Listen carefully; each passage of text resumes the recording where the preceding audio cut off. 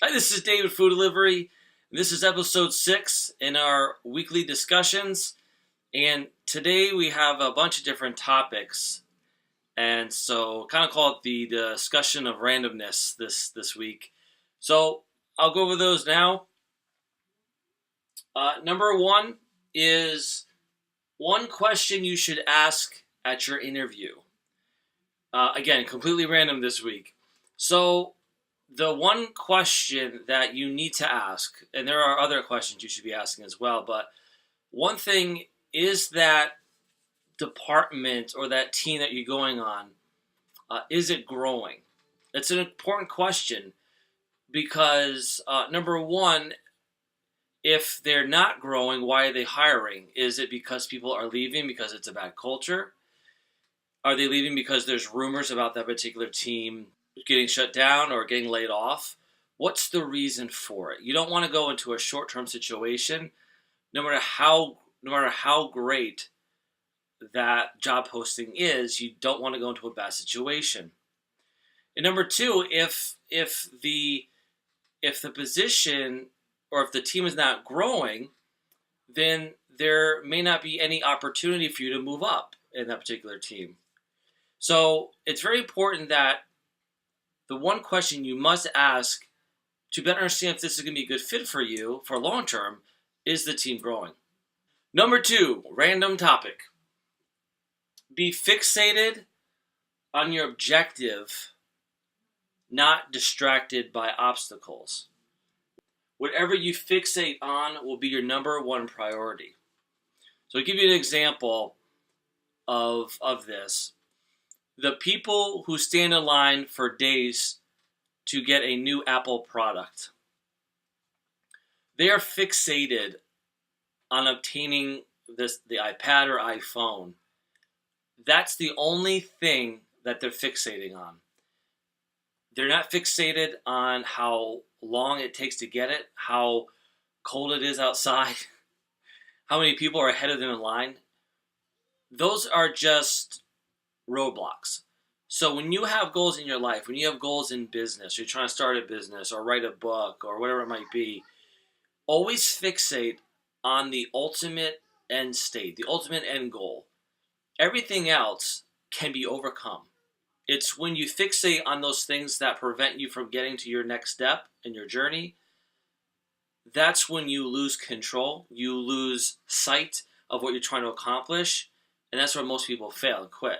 So fixate on the objective, on what you want to achieve, and just everything else is just you have the confidence that you're going to overcome it. Next topic, 3 reasons why someone doesn't do something. Now this could be an employee of yours, could be a child of yours, could be a spouse of yours, whoever you interact with where you're asking someone to do something.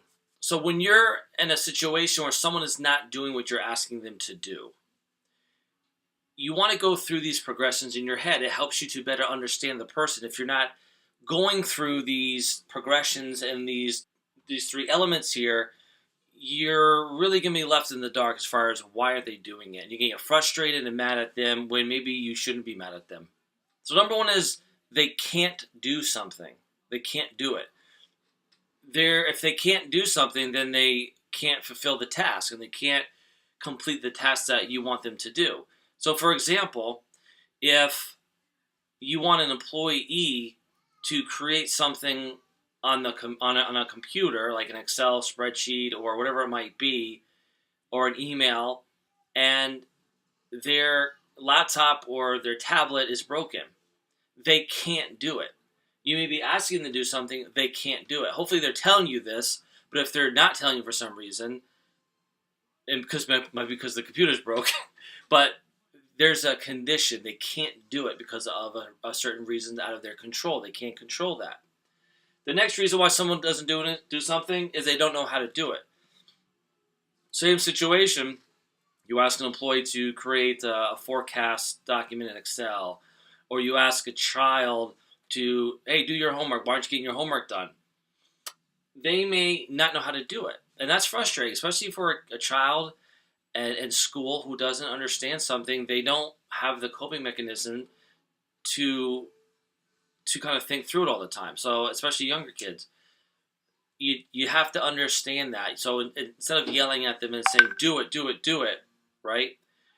Understand if they don't know how to do it, so you can help them to overcome it, right? Ask them those questions instead of just moving to the end, which you think they won't do, which is the third one.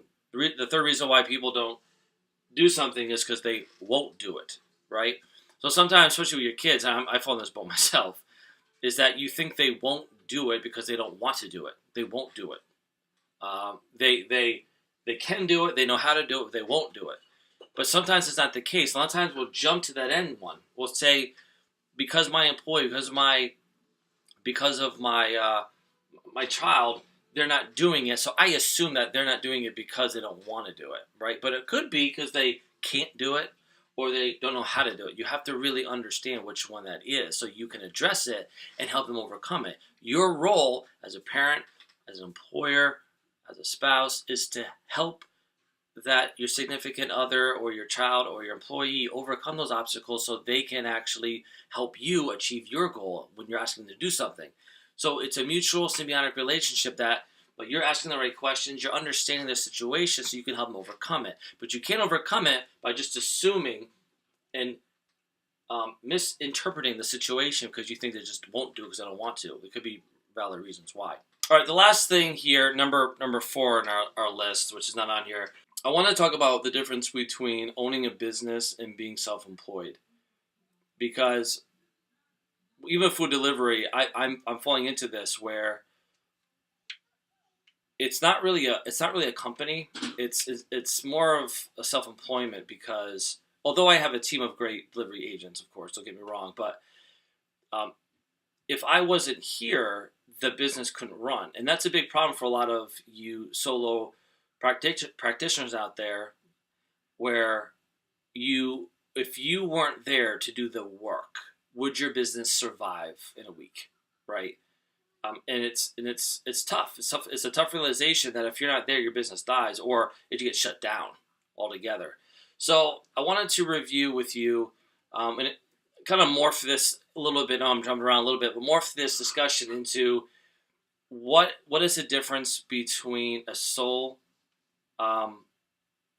proprietor, one who is self-employed, and a business. And it kind of goes to wealth management too, where, and I'll show you this, on one side of the coin, why people don't get wealthy, really wealthy.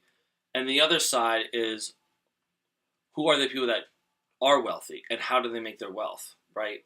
One side you get rich, one side you really don't. So you have 4 cubes here. Okay. So in this quadrant up here, there are the people who work for others. So you work for a company. You work for someone else. You work for someone else's business. You work for others. Okay. Over here, down here, is you're self-employed. Self-employed, you have your own, you're the technician, you're the business owner, you're the manager, you're the leader, you may have some employees, but the business couldn't survive without you. If you decided to take a vacation for a month, your business is going on vacation for a month with you. Over here is a business, and down here is investing. So what's the difference between working for others, self-employed, and having a business, define businesses, and investing? Well, the main difference between these two columns is this. On the left-hand side, when you work for others and you're self-employed, you trade time for money. So time for money. Meaning, you work 8 hours, you get paid 8 hours. You work 4 hours, you get paid 4 hours. Same thing as self-employment, right? In this situation, if you do 5 jobs for customers over a month, you get paid for those 5 jobs. You don't get paid less, you get paid more. You're exchanging time for money. This side you're not exchanging time for money. When you own an actual business, and if you're investing into something, money is being created without you being involved. There's no or very little time for you, and your wealth is growing on this side. A business, a lot of people say who are self-employed say they have businesses. You really don't. A business is when you have other people who can run the company without you ever being there, right? So think of like the biggest corporations in the world, or not even the medium corporations. Corporations maybe in Colchester. The CEO or the owner or the directors or the SVPs or VPs, if they went on if they left the company, right? If they got fired, if they left, whatever it might be, the business continues, right? There's not one person that can bring that business down if they leave. It's just not going to happen. It's self-sustaining with the people that are there to sustain the business. That's a business. When the owner or the leadership can leave and the business continues on. So if you're an owner of a business, the business is making money for you without you being there, right? The next is investing. I think it's pretty obvious. You invest in a stock or a bond or another company, another person. They're making money where you're sitting down doing nothing, right? You're setting these up and the income is coming in passively, meaning you're not doing anything to create the wealth. It's happening organically for you, right? The point here is if you want to make passive income and really be wealthy, right? You can't really be wealthy on this side of the equation. If you're working for others and you're self-employed, yeah, if you're in a highly paid position, if you're an amazing salesperson making $1 million a year, probably most of us watching are not that, right? You work for others, you get a set income, there's a safety net with health insurance, you get a 401k, they help you prepare for retirement, right? But it's not going to make you rich. You're never going to leave this company. Or you're never going to leave the working world if you're on this side, right? You're always going to be working for the rest of your life. Not to say there's nothing wrong with that, but just that's reality.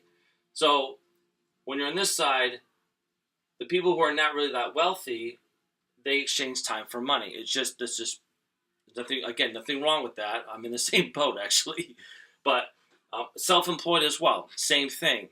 You're exchanging time for money. Over here, it's the complete opposite. It's passive income. Now you've grown your self-employed self-employed company up to a business, and it's working without you there. That's passive income. Maybe you open up another store. Look at Subway restaurants and chains. People own 50, 60 Subway restaurants. They're not in each one of them. It's a business, right? With some investing, it makes money for that entrepreneur, right, or that business owner.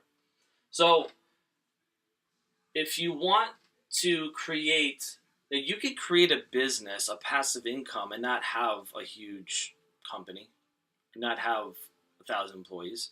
There are many things that you can set up to have a sustainable business without you actually being in it. There's plenty of things online that you can do. It's very difficult, but it can be done. So if you're wondering, how do I go from where I am to being wealthy? It's all about the passive income, right? Can you set something up? And not even wealthy like a lot of money, but just having additional supplemental income come in without you having much interaction in the business, right? That's where you're over here. That's where you try to kind of find, because your time is valuable. And if you can spend your time less on these business and investing part, right, which is going to make you passive income, that's where you want to be. If you're over here, noble work, some of the greatest people in the world do this, okay, including myself. I'm not saying the best person in the world, but you get what I'm saying. But do I want to be over here? Yes. That is where I want to be. We talked about fixating on your goals. This is where I want to be. I'm fixated here, right?